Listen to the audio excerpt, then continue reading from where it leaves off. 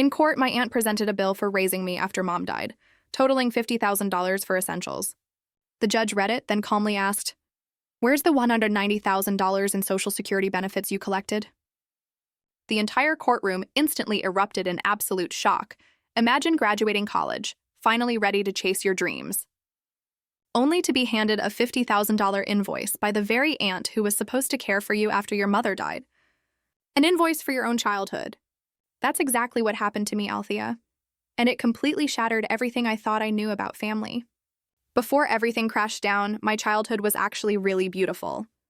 My mom, Amanda, raised me alone after my dad passed when I was 3. We didn't have much money in our tiny 2-bedroom apartment, but Mom always made sure I never felt like we were struggling. She worked long, exhausting shifts as a nurse at Memorial Hospital, and she'd come home buzzing with stories about saving lives, about making a difference in people's darkest moments. Those stories were the spark for my own dream, becoming a nurse just like her. Weekends were sacred. Saturday mornings, we'd bake cookies, the smell of vanilla and chocolate filling every corner of our kitchen. Sundays were for visiting the park, feeding the ducks, or getting lost in the library aisles. Mom always said, "Althea, education is the one thing nobody can ever take from you." Our apartment walls were a gallery of my artwork and school certificates.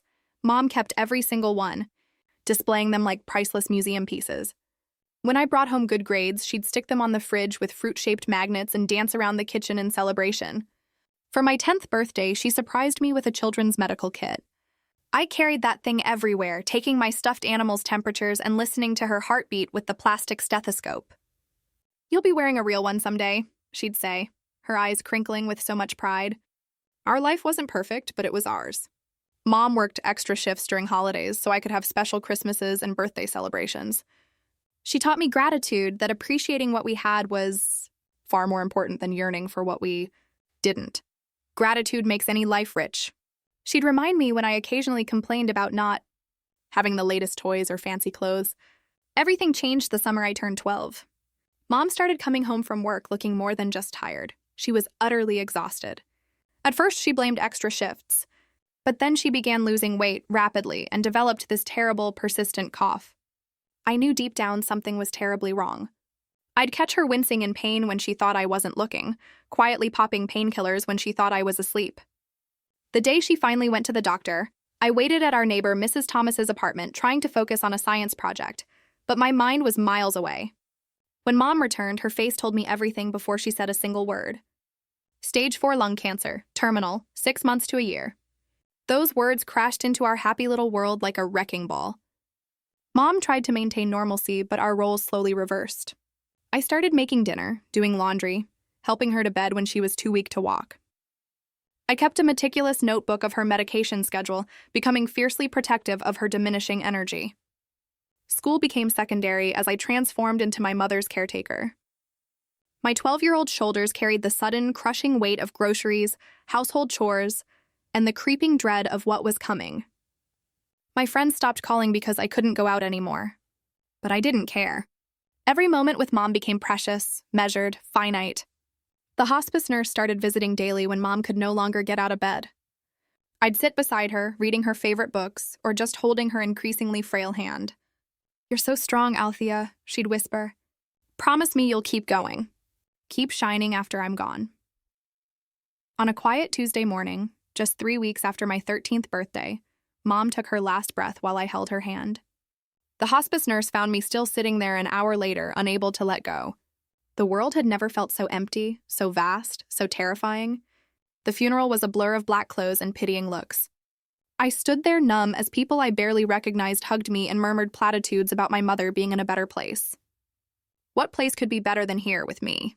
That's when Aunt Sophie appeared.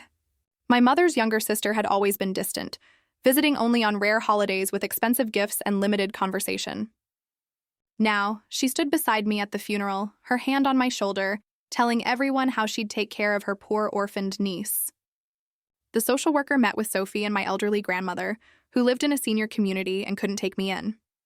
It was decided I would move in with Sophie, her husband Jack, and their daughter Cassidy. Sophie put on a master class in caring and concern for the social workers, promising to give me a loving home during this difficult transition. As I packed up my childhood into boxes, I found a letter Mom had written me, tucked into my favorite book. Remember who you are, Althea. Life will throw storms your way, but you have the strength to weather them all. I'll love you always, even when you can't see me anymore. I folded that letter into my pocket, took one last look at our apartment, and stepped into my new life, utterly unaware of the challenges that awaited me. The drive to Aunt Sophie's house took nearly 3 hours, leaving behind everything familiar. Each mile amplified the hollow feeling in my chest as I watched my hometown disappear in the side mirror of Sophie's luxury SUV. She didn't say much, just occasionally commented on how different my life would be now, how much better things would be in their neighborhood. Sophie and Uncle Jack lived in an impressive 2-story colonial house with pristine white columns and a perfectly manicured lawn. My cousin Cassidy, 15 and impossibly poised, greeted us with a rehearsed smile that never quite reached her eyes.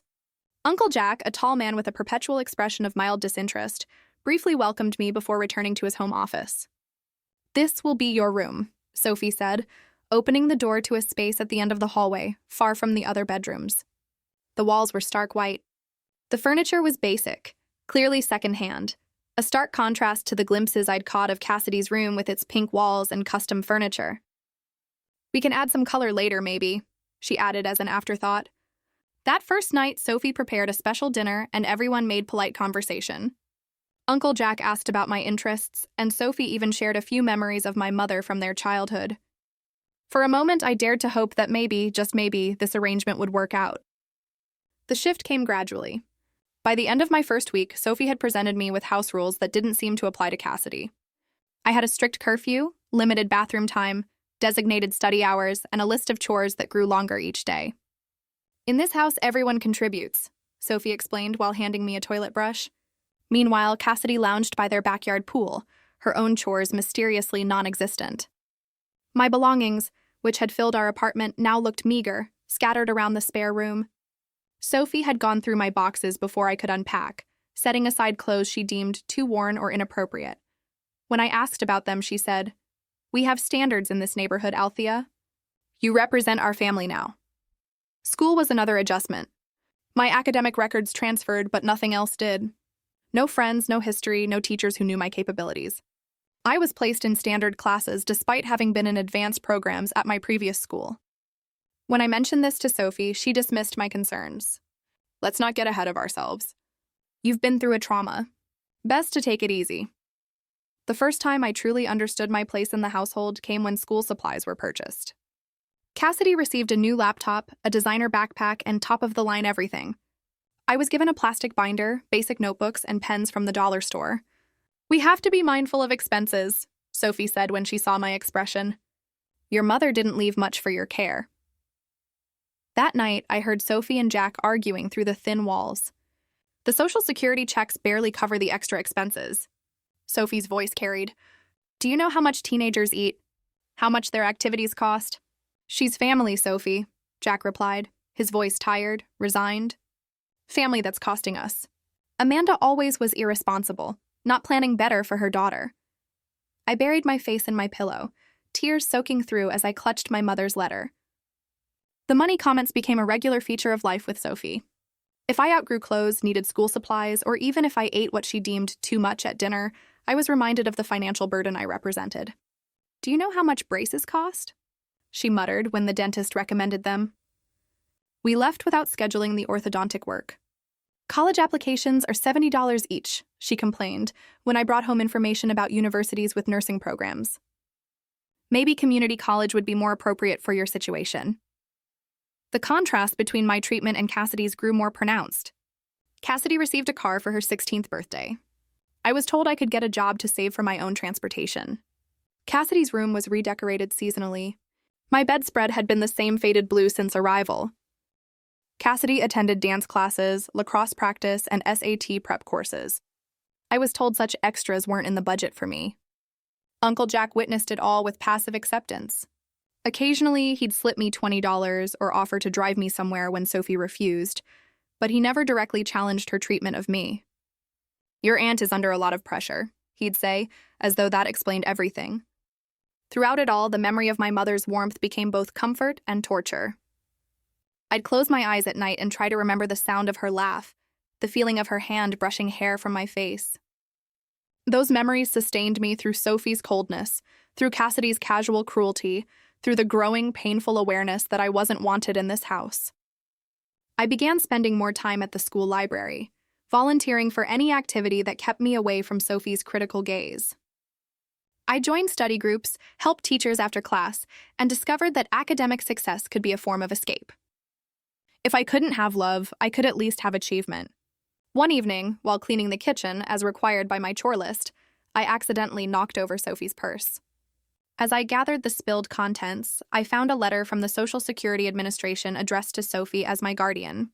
It referenced monthly survivor benefits being deposited for my care. The amount was substantial, far more than Sophie had implied she received. That night, I carefully replaced my mother's photo on my nightstand, the one Sophie had suggested I put away to help with the grieving process. I looked into my mother's smiling eyes and made a silent promise. I would endure. I would succeed. And someday I would escape. High school brought new challenges, but also unexpected opportunities. Despite Sophie's dismissal of my academic potential, I fought to be placed in honors classes and quickly proved I belonged there. My science teachers particularly noticed my aptitude, and by sophomore year I had joined the Health Sciences Club, the first concrete step toward my dream of following in my mother's footsteps. Another club meeting? Sophie would ask with thinly veiled irritation. I suppose you'll need money for that too. I never asked for money anymore. Instead, I'd secured a part-time job at Sweet Blossom's Bakery 3 afternoons a week and all day Saturday. The owner, Mrs. Garcia, became a bright spot in my life, slipping me extra pastries at closing time and adjusting my schedule during exam periods. My first paycheck felt like freedom in my hands until Sophie cornered me in the kitchen. Now that you're earning an income, you'll need to contribute to household expenses, she announced, hand extended. $300 monthly seems fair for room and board. The amount represented nearly half my earnings, but I handed it over without argument. Fighting Sophie only made things worse, as I'd learned through painful experience. Later that night, I overheard Sophie telling Uncle Jack how she was teaching Althea financial responsibility by collecting rent. Cassidy, now a senior and self-appointed queen of the school, made sure everyone knew I was her charity case cousin. She spread stories about my mother's death, embellishing details for maximum pity or sometimes mockery, depending on her audience. When boys showed interest in me, she warned them about my unstable family background and probable emotional issues.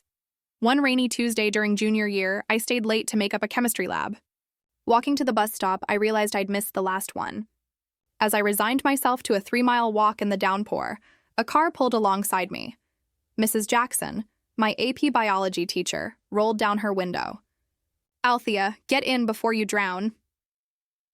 During the drive home, Mrs. Jackson asked questions about my interest in medicine, my study habits, my plans after high school. When she pulled up to Sophie's house, she hesitated before saying, "You know, you remind me of myself at your age, determined, focused, despite obstacles." Something in her tone made me look up sharply. Mrs. Jackson smiled gently. "My door is always open if you need to talk about anything." 2 weeks later, after Sophie had confiscated half my paycheck for utilities I'd used excessively, I found myself in Mrs. Jackson's classroom during lunch. The words poured out of me. The financial manipulation, the emotional neglect, the Social Security letter I'd found. Mrs. Jackson listened without interruption, her expression growing increasingly troubled. "Have you considered that your aunt may be misusing funds meant for your care?" she finally asked. The thought had occurred to me, but hearing it from an adult gave it legitimacy. What can I do? I'm a minor. She's my guardian. Mrs. Jackson's reply changed everything. Start documenting. Keep records. And let's look into scholarship options that could get you out of there after graduation. With Mrs. Jackson's guidance, I began researching nursing scholarships obsessively. I joined every club that might strengthen my applications, volunteered at the local hospital on Sundays, and maintained perfect grades despite working nearly 20 hours weekly. One evening, while searching for a stapler, I discovered a folder labeled with my name. Inside were years of Social Security statements showing monthly deposits of over $1,000 for my care. Nearly $60,000 had been paid to Sophie since my mother's death. Yet I wore secondhand clothes, lacked basic school supplies, and was made to feel guilty for every morsel of food I consumed. I photographed the documents with trembling hands, then carefully replaced everything exactly as I'd found it. That night, I emailed the photos to Mrs. Jackson and to myself at my school email address, creating evidence I hoped I'd never need to use.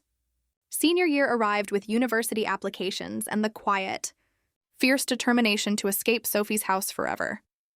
Mrs. Jackson helped me apply for every scholarship available, editing my essays during lunch periods and after school. When acceptance letters began arriving, Sophie intercepted them, presenting each with comments about the burden of student loans and unrealistic expectations. The breakthrough came in April, a full-ride nursing scholarship to State University, including housing, meals, and a stipend for books. When the thick envelope arrived, I raced to check the mail before Sophie could. I hid the letter under my mattress until I could fully read its contents. That night, I called Mrs. Jackson with the news, my voice barely containing my excitement. "I got it! I'm free!" My high school graduation ceremony should have been a celebration. Instead, Sophie complained about the cost of my cap and gown, the waste of ordering announcements, and the impracticality of the nursing program I'd chosen. Cassidy, home from her first year at an expensive private college, fully funded by her parents, rolled her eyes throughout Sophie's monologue. I scanned the audience during the ceremony, disappointed but not surprised to find the section where Sophie and Jack should have been sitting empty. As I accepted my diploma, I heard a distinct cheer from the back. There stood Mrs. Jackson alongside Mrs. Garcia from the bakery, both clapping wildly. After the ceremony, Mrs. Jackson handed me a small gift bag. Inside was a professional stethoscope, just like my mother had used. The card read simply, "Your mother would be so proud of the woman you've become." I know I am. For the first time since my mother died, I felt seen, valued, and truly championed. Walking back to Sophie's house that day, the diploma in my hand, and the stethoscope in my bag, I knew I was just weeks away from a new beginning. The day I moved into my college dormitory felt like breathing fresh air after years underwater. State University was only 40 minutes from Sophie's house, but it might as well have been another planet. My residence hall room was small, with institutional furniture and cinder block walls, yet it represented something priceless: independence. My roommate Jasmine arrived with her parents, who helped her unpack boxes and hang fairy lights around her side of the room. They offered to help with my things too, but my entire life fit into 2 suitcases and a backpack. Sophie had dropped me off at the campus entrance, not even bothering to park. "Text when you're settled," she'd said, already putting the car in drive. "And remember, your scholarship doesn't cover holiday breaks. We'll need to discuss compensation if you plan to stay with us during those times." Jasmine and I became fast friends despite our different backgrounds. She came from a loving family who called her daily, sent care packages, and genuinely wanted to know about her classes. When she realized I never received such calls or packages, she began sharing hers without comment. "My mom always sends too much anyway," she'd say, dividing cookies or toiletries between us. University life demanded intense focus. The nursing program was rigorous, with early morning clinicals, late-night study sessions, and endless practical exams. I thrived under the pressure, remembering my mother's dedication to her patients. To cover expenses not included in my scholarship, I worked at the campus coffee shop and took weekend shifts at a nearby assisted living facility. Between classes, work, and studying, I barely had time to think about Sophie, which was exactly how I wanted it. The less contact, the better. Still, holiday breaks loomed on the calendar like dark clouds. Before Thanksgiving break my freshman year, Sophie called with expectations for my visit. "Since you're not contributing financially anymore, we'll need compensation for your stay. $300 for the week seems fair. Food isn't free, Althea." I swallowed hard, calculating how many extra shifts I'd need to afford going home for the holiday. Jasmine, overhearing my end of the conversation, waited until I hung up before saying, "Come home with me instead. My parents would love to have you." That Thanksgiving became the first of many holidays spent with Jasmine's family. The Parkers welcomed me without question, including me in family photos and traditions as though I'd always been there.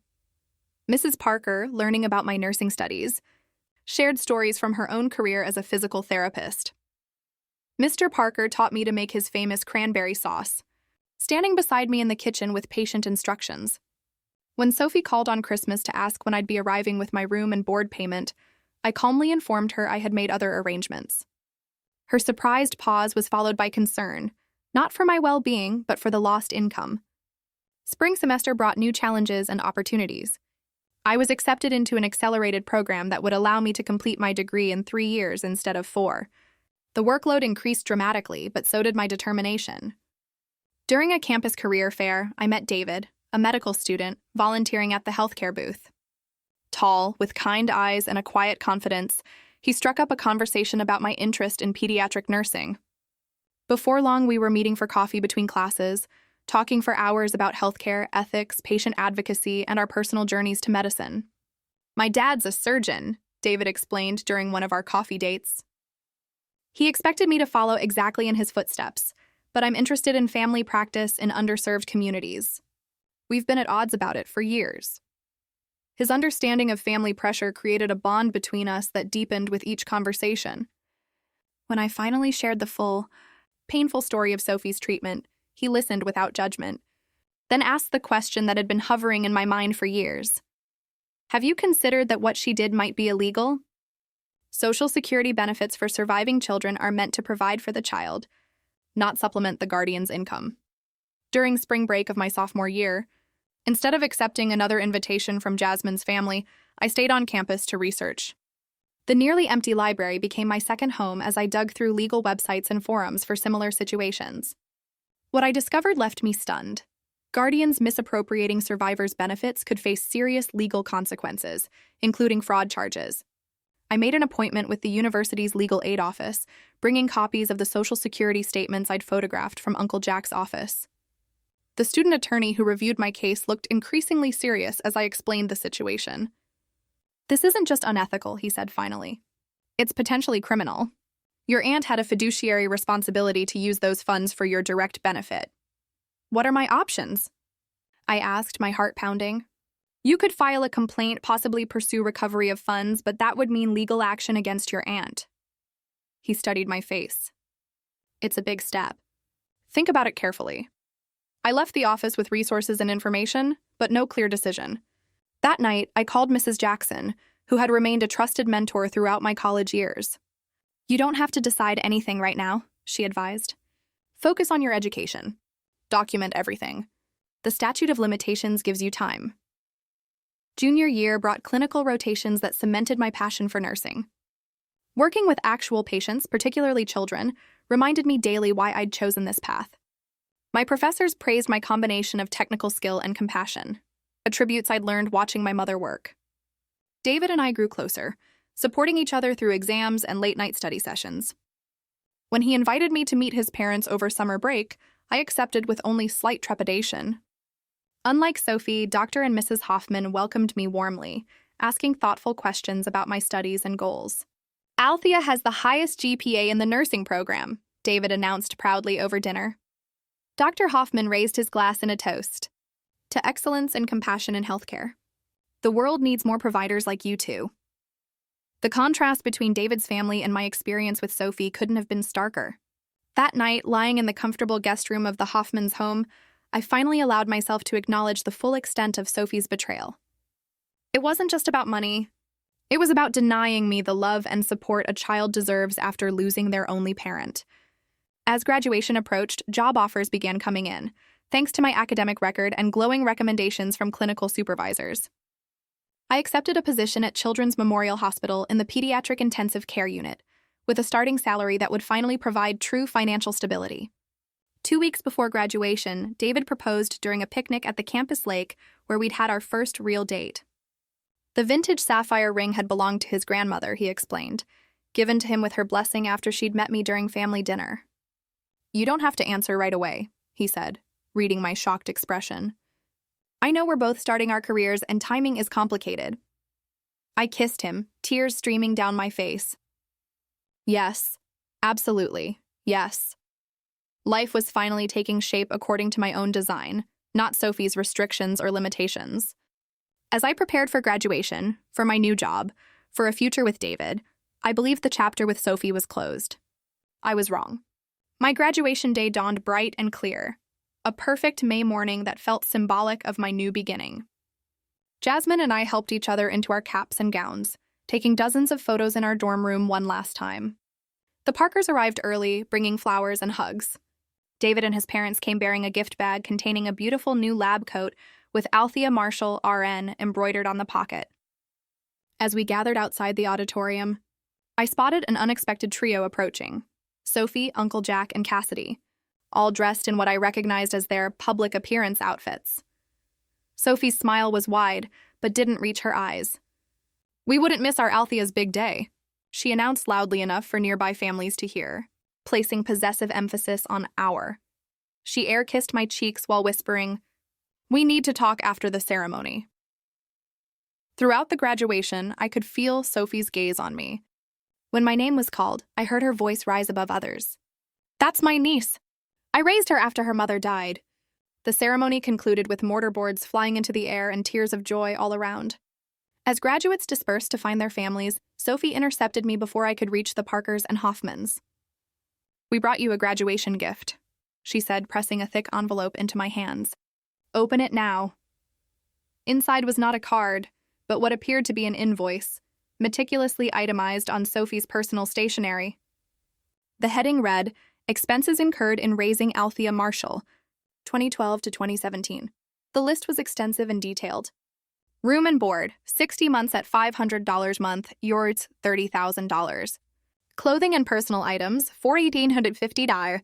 School supplies and activities, $3,275. Medical and dental expenses, $5,200. Transportation and miscellaneous, $6,675. The total at the bottom, circled in red pen, $50,000. What is this?" I asked, my voice barely audible over the celebratory noise around us. "A reality check," Sophie replied, her smile never wavering for the benefit of onlookers. "Now that you're officially an adult with a career, it's time to repay what you owe. We made many sacrifices to provide for you after your mother's irresponsibility left you with nothing." Uncle Jack looked deeply uncomfortable but remained silent. Cassidy smirked slightly. "I don't owe you anything," I said, trying to keep my voice steady. "The government sent you money every month specifically for my care." Sophie's smile tightened. "Barely enough to cover basics. This bill reflects additional expenses. We expect monthly payments, beginning with your first nursing paycheck." Before I could respond, David appeared at my side, sensing the tension. "Everything okay here?" I introduced him briefly, watching Sophie's expression shift as she noted his confident posture and the expensive watch that marked him as coming from money. "Just a family matter," Sophie said smoothly. "Althea understands her obligations."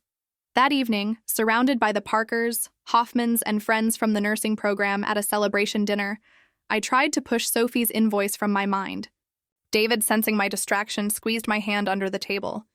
"Whatever it is, we'll figure it out together," he whispered.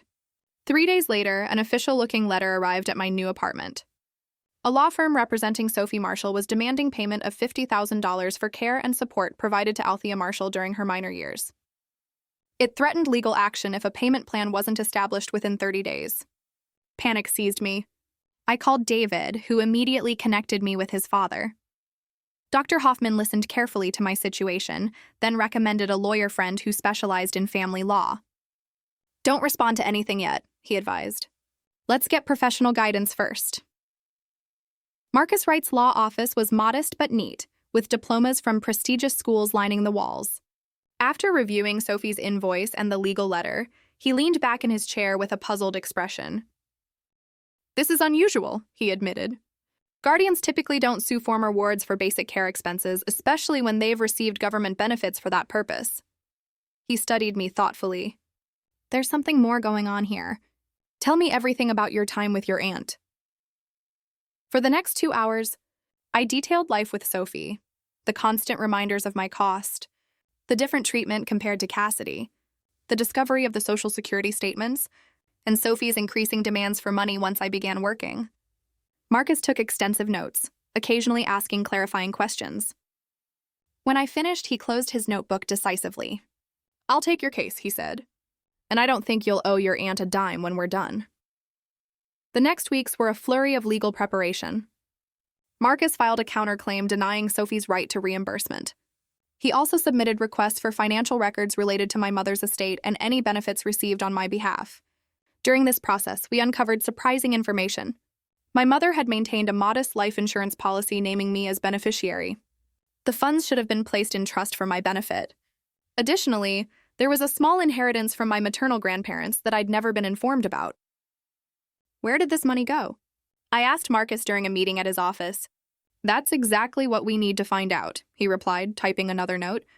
Your aunt had legal obligations as your guardian to manage these assets in your best interest. 2 months after Sophie's initial demand, we received notice of a court date. The lawsuit was moving forward, with Sophie seeking the full $50,000 plus legal fees. Marcus seemed oddly pleased by this development. Now we'll have discovery, he explained. Legal power to demand financial records she might otherwise withhold. Through formal discovery requests, Marcus obtained bank statements, tax returns, and benefit records from Sophie's accounts during my time in her home. What they revealed was shocking. Not only had Sophie received monthly Social Security survivor benefits of over $1,000, but she had also collected the life insurance payout and inheritance money. The total amount that should have been used for my care or held in trust? Nearly $190,000. She spent all of it, Marcus said grimly, reviewing the financial analysis. And now she's suing you for more. How is that possible? I asked, staring at the figures. How could she legally take all that money? She couldn't. That's the point. Marcus began organizing documents into a trial folder. Your aunt didn't just fail to provide adequately for you using funds specifically designated for that purpose. She potentially committed fraud. As our court date approached, I struggled to balance preparation for the case with starting my new job at Children's Memorial. David provided unwavering support, accompanying me to meetings with Marcus and helping research similar cases. The night before the trial, I couldn't sleep. Memories of my mother flooded back, her gentle hands checking my temperature when I was sick, her proud smile at school events, her whispered encouragements when tasks seemed too difficult. What would she think of all this? In the darkness of my bedroom, I whispered to her memory, I'm trying to be strong. Mom, I hope you'd be proud of who I've become despite everything. The next morning, I dressed carefully in a conservative navy dress and low heels, my mother's small pearl earrings my only jewelry. David drove me to the courthouse where Marcus waited on the steps with a confident smile. Ready? He asked. Taking a deep breath, I nodded. Ready. The county courthouse was an imposing brick building with marble columns and high ceilings that amplified every footstep. David and Jasmine flanked me as we walked through security, their presence providing silent strength. Marcus led us to a polished wooden bench outside courtroom C, where we waited for our case to be called. Across the corridor, Sophie, Uncle Jack, and Cassidy sat with their attorney, a sleek man in an expensive suit who kept checking his gold watch. Sophie had dressed for the occasion in a conservative cream suit that screamed, respectable citizen. When our eyes briefly met, she gave me a small, confident smile that sent chills down my spine. All these years, I whispered to David. She made me feel like I was taking food from her table, wearing clothes she could barely afford to provide. And all that time. Don't focus on her, Marcus advised, overhearing. Today is about facts, not feelings. Let the evidence speak. At 9:30, the bailiff called our case. Marshall versus Marshall. Judge Harriet Woodson presiding. The courtroom was smaller than I'd imagined, with only a few spectators scattered among the benches. Judge Woodson, an African-American woman in her 60s with silver-streaked hair and penetrating eyes, nodded briskly as we took our places. I've reviewed the filings in this case, she began. Mrs. Sophie Marshall is suing her niece Althea Marshall for reimbursement of child-rearing expenses in the amount of $50,000 plus legal fees. Miss Althea Marshall has filed a counterclaim. Let's proceed with opening statements. Sophie's attorney, Mr. Daniels, approached the bench first. His voice was smooth as butter as he painted Sophie as a selfless relative who stepped in after tragedy, sacrificing financially to provide a stable home for her orphan niece. Your Honor, my client opened her home and her heart when her sister tragically passed away, leaving a 13-year-old daughter with no resources and no provisions for her care. For 5 years, the Marshalls provided food, shelter, clothing, educational support, and emotional stability during a difficult time. He gestured dramatically towards Sophie, who had adopted an expression of saintly patience. They did this without complaint, Your Honor, despite the significant financial burden it placed on their household. Now that Miss Althea Marshall has secured lucrative employment as a registered nurse, my client simply asks for reasonable compensation for these extraordinary expenses. Marcus took notes throughout, his expression neutral. When his turn came, he approached the bench with calm confidence. Your Honor, this case isn't about compensation for childcare expenses. It's about accountability for funds that were specifically designated for Althea Marshall's care following her mother's death. Funds that were substantial and more than adequate to provide for her needs without additional contribution from the defendant. Judge Woodson leaned forward slightly. You're referring to survivor benefits? Yes, Your Honor, and more. We have documentation showing Mrs. Sophie Marshall received Social Security survivor benefits, life insurance proceeds, and inheritance funds totaling nearly $190,000 that should have been used exclusively for Althea's care or held in trust for her future. A small murmur ran through the courtroom. Sophie's composed facade cracked slightly as she whispered urgently to her attorney. That's a serious allegation, Counselor, Judge Woodson noted. I'll need to see that documentation. Let's proceed with testimony. Sophie took the stand first, describing how she'd rescued me from potential foster care after my mother's death. She detailed the sacrifices her family made. Cassidy sharing her home with a cousin she barely knew, family vacations, curtailed due to the expense of another child, the emotional labor of helping a grieving teenager, adjust.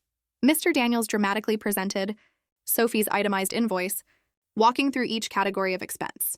Sophie nodded earnestly as he highlighted particularly costly items. Braces I'd needed but never received, sports equipment for activities I'd never participated in, special tutoring I'd never been offered. And did the Social Security benefits you received cover these expenses? Mr. Daniels asked. Sophie shook her head solemnly. Not even close. The monthly benefit barely covered her food. Everything else came from our pocket.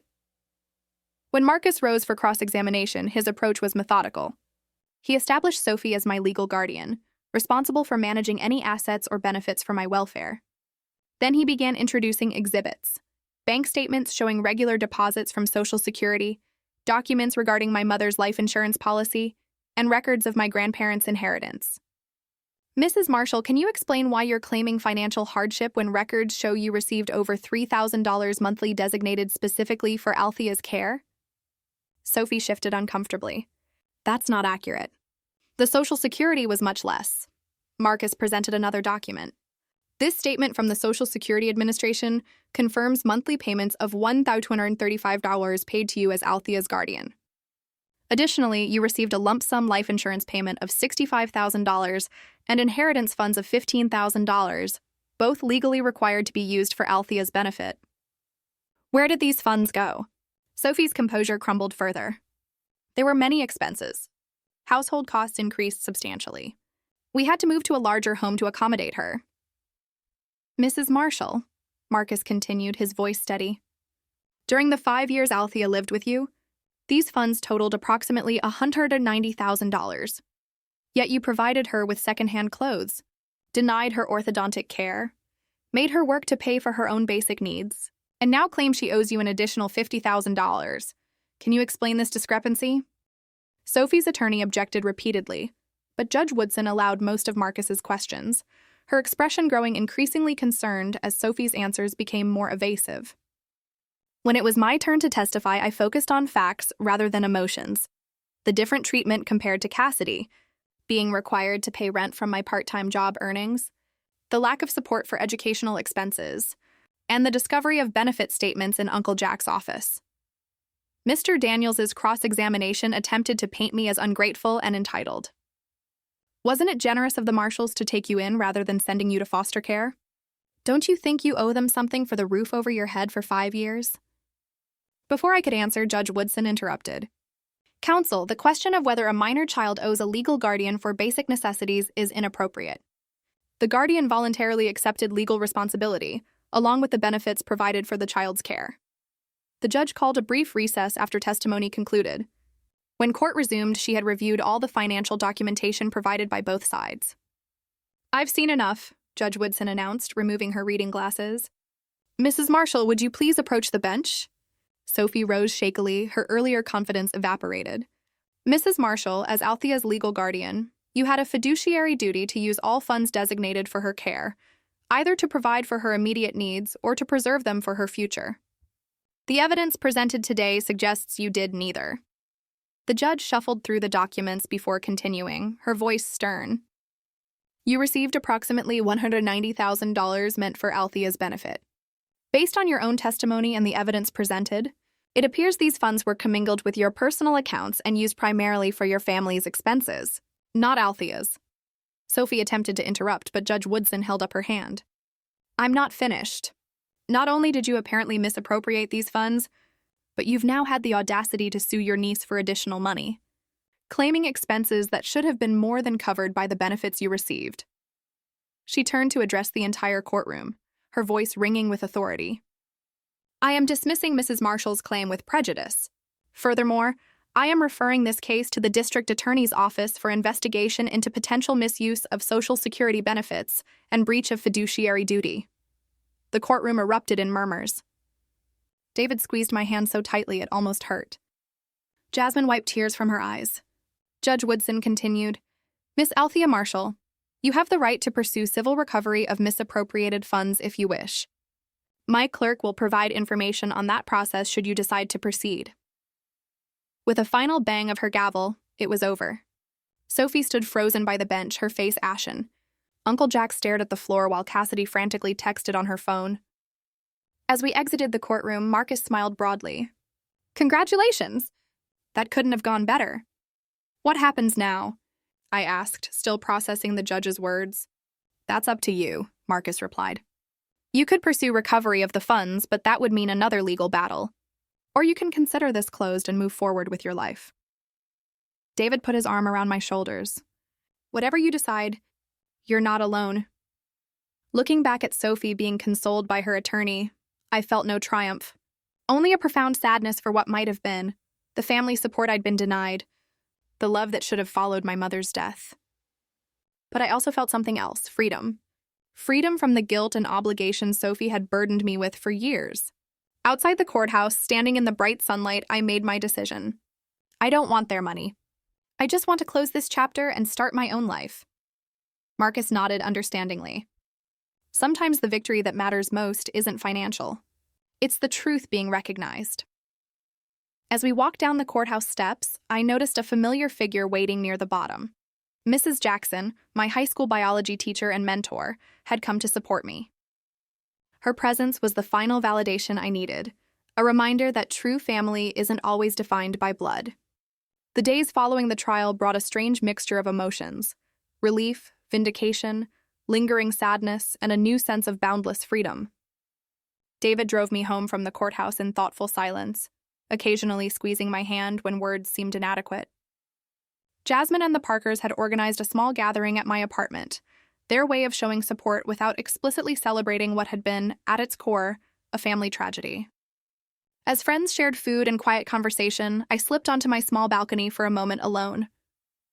The setting sun cast long shadows across the city, a visual reminder that one chapter was ending while another began. My phone buzzed with a text from Sophie. This isn't over.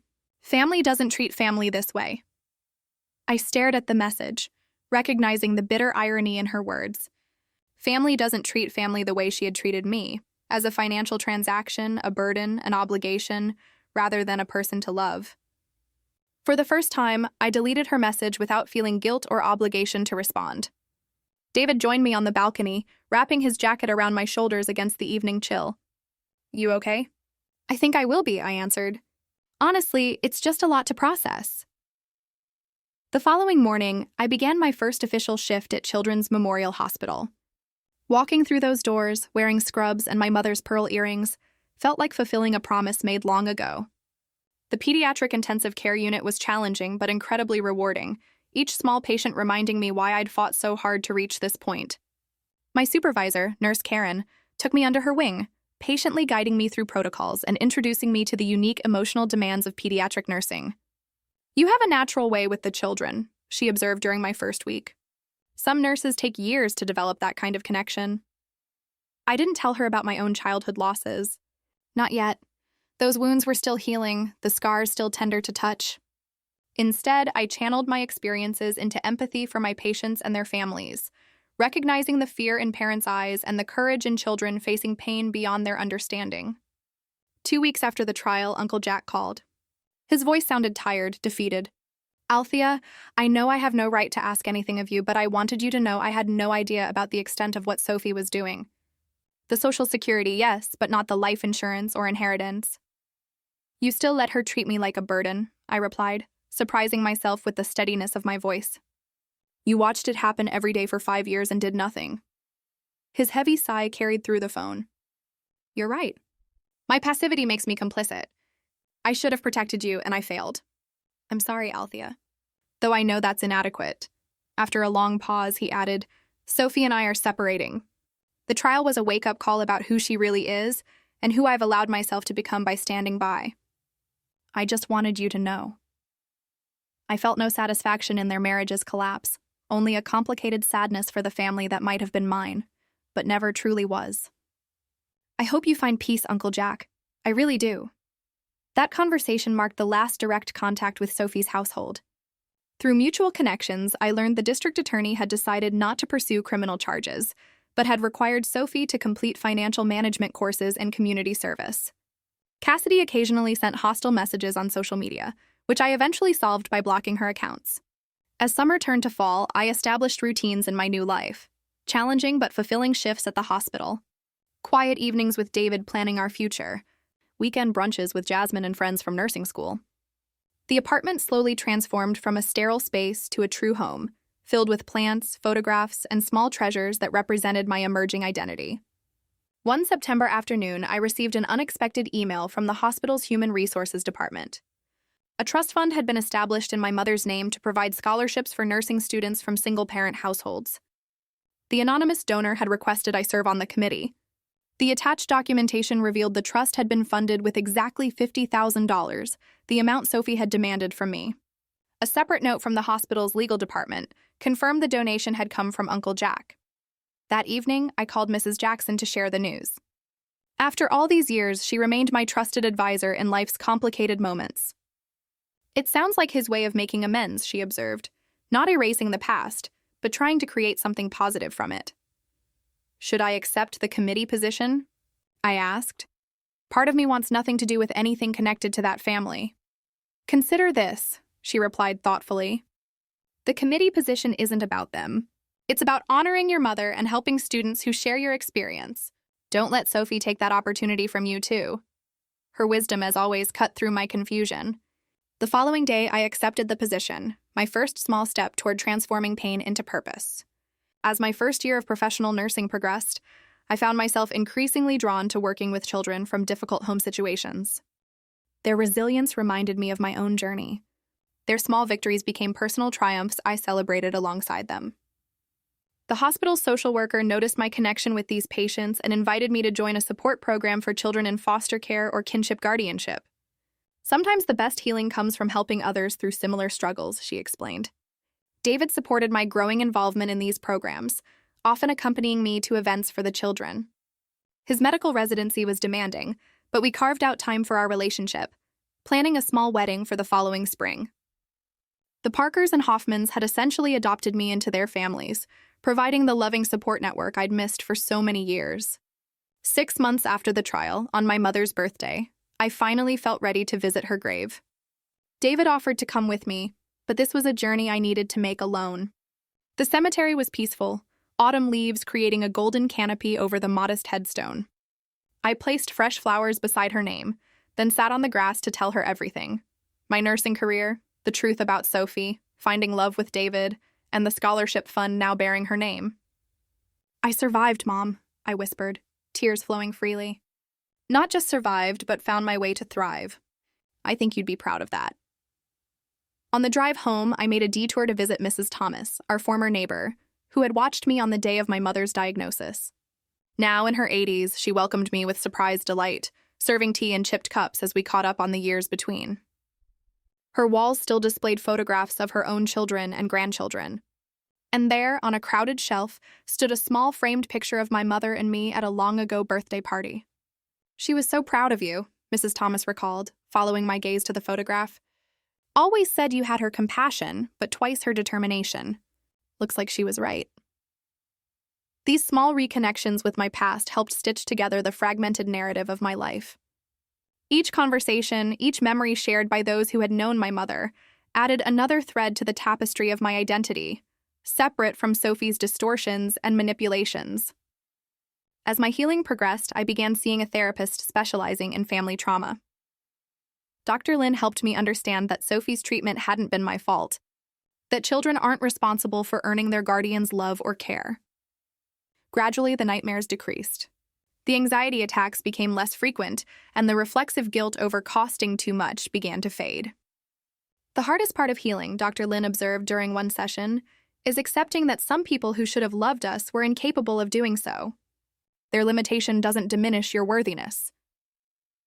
Those words became a mantra during difficult moments, a reminder that Sophie's coldness reflected her character, not my value. 1 year after the trial, I received an unexpected package. Inside was my mother's nursing pin from her graduation, along with several photographs I thought lost forever. A brief note from Uncle Jack explained he'd found them in storage while moving to his new apartment. That small brass pin became a talisman I carried in my pocket during difficult shifts, a tangible connection to the woman whose love had shaped me far more profoundly than Sophie's neglect ever could. Life continues to unfold in ways both expected and surprising. David and I married in a simple ceremony surrounded by chosen family. We're saving for a house where we can build the warm, supportive home environment neither of our childhoods fully provided. My career advances steadily, with a recent promotion to charge nurse in the pediatric unit. The scholarship fund in my mother's name has already helped 3 students pursue nursing degrees. Each recipient reminds me of myself a few years ago, with invisible burdens, working toward a future built on service to others. Looking back at the journey from that terrified 13-year-old girl clutching her mother's letter to the woman I am today, I recognize the profound truth that has emerged from all the pain. Family isn't defined by blood or legal documents. It's created through love, respect, and mutual support, qualities Sophie never understood, but that I found in abundance with the people who've chosen to walk alongside me. The judge's words in that courtroom did more than dismiss Sophie's lawsuit. They validated my worth and my right to be treated with dignity. But the real victory wasn't legal. It was learning that despite everything, I remained capable of trust, love, and connection. Sophie took my childhood, yes, but she couldn't take my future or my capacity for joy. If you're watching this and struggling with family who treats you as a burden rather than a blessing, please know your worth isn't determined by their limitations. True family sees your value without calculating your cost. Sometimes we have to create that family for ourselves, building connections based on mutual respect rather than obligation. And when you find them, hold on to them fiercely.